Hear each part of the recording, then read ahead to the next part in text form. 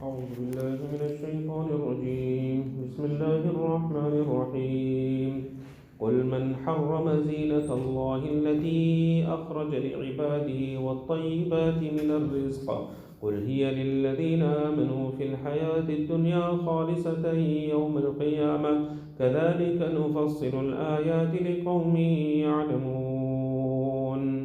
In this verse, Allah Ta'ala instructs Rasulullah Sallallahu Alaihi Wasallam that say, O Rasulullah Sallallahu Alaihi Wasallam, that who has made haram the adornment, the beauty of Allah Ta'ala, which He has brought forth for His servants. The beauty of Allah Ta'ala refers here particularly to clothing. In the previous verses, Allah Ta'ala had made mention that the kuffar of Makkah, they used to make tawaf of Baytullah. When they used to make tawaf of Baytullah, they used to remove their clothing and make tawaf. What reason they gave? One reason is that the day our mothers had given birth to us, that we came in the world without clothing, so therefore we make tawaf of Baytullah without clothing. And the second reason they gave, that this is the clothing in which we committed sins. So how can we make tawaf of Baytullah in these clothing of ours in which we committed sins? So here Allah Ta'ala says that who has made haram this adornment of Allah, this clothing which is a beauty for a person, makes a person look so beautiful, who has made this haram, which Allah Ta'ala has brought forth for His servants. And according to other commentators, they say the beauty of Allah Ta'ala here refers to everything else. The car is also the beauty of Allah Ta'ala. And every other ni'mat and every other bounty of dunya that we enjoy,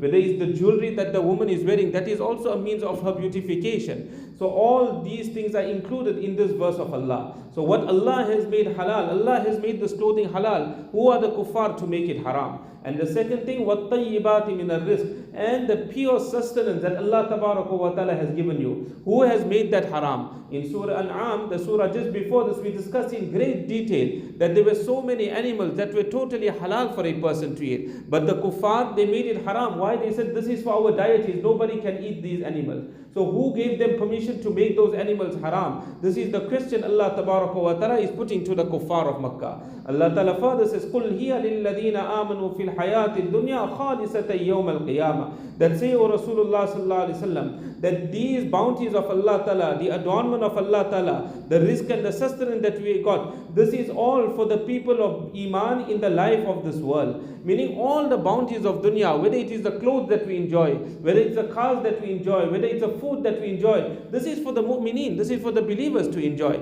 It is not for the kuffar. Allah hasn't given it to the kuffar, Allah has given it to us. And by the way, it is the kuffar that are enjoying as well. However, many a time the thought could come to our mind that the kuffar have got much more than what the mu'mineen and the believers have got. So many of them, Allah has given them much more than this. So therefore Allah Ta'ala clarifies this. Allah says, خَالِصَةً يَوْمَ الْقِيَامَةِ. But on the day of Qiyamah, it will be completely for the mu'min. You'll enjoy with the mu'mineen in dunya. But in the day of Qiyamah, in Jannat, this will be completely, all these ni'mas will be for the mu'mineen and the believers. There's nothing for you kuffar tomorrow on the day of Qiyamah. كَذَلِكَ نُفَصِّلُ الْآيَاتِ لِقَوْمِ يَعْلَمُونَ. Allah Ta'ala says, similarly in this way, we will explain the ayat to you. We will explain the ayat for a nation that has knowledge. Yes, there are certain things which Allah Ta'ala has made haram. What are those things? قُلْ إِنَّمَا حَرَّمَ رَبِّيَ الْفَوَاحِشَ مَا ظَهَرَ مِنْهَا وَمَا بَطَنَ. That say, O Rasulullah Sallallahu Alaihi Wasallam, my Rabb has made haram the acts of indecency, whether it is done openly, whether it is done secretly, whatever acts are there of haram, of indecency, whether it is zina, whatever it might be, these are the things that Allah Ta'ala has made haram, whether open or secret, in the court of Allah Ta'ala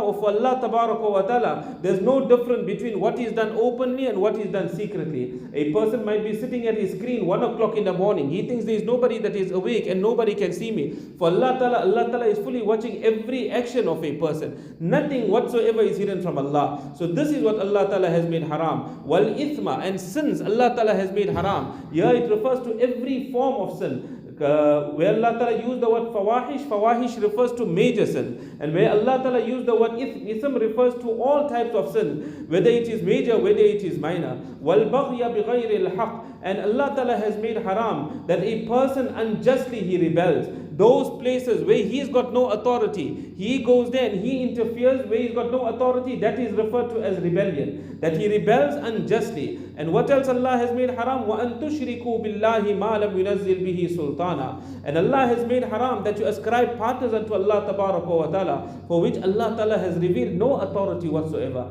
Allah hasn't given you permission to make shirk, to ascribe partners unto Him. This has been made haram from the side of Allah. وَأَن تَقُولُوا عَلَى اللَّهِ مَا لَا تَعْلَمُونَ. And Allah ta'ala has made haram that you say such things against Allah tabaraka wa ta'ala for which you have no proof. When the kuffar of Makkah used to remove their clothing and make tawaf of Baytullah, what they used to say, Allah ta'ala has commanded us to do so. Where did Allah ta'ala command them to do so? So they say things in regards to Allah tabaraka wa ta'ala for which they have no proof. That is also what Allah tabaraka wa ta'ala has made haram. We will continue.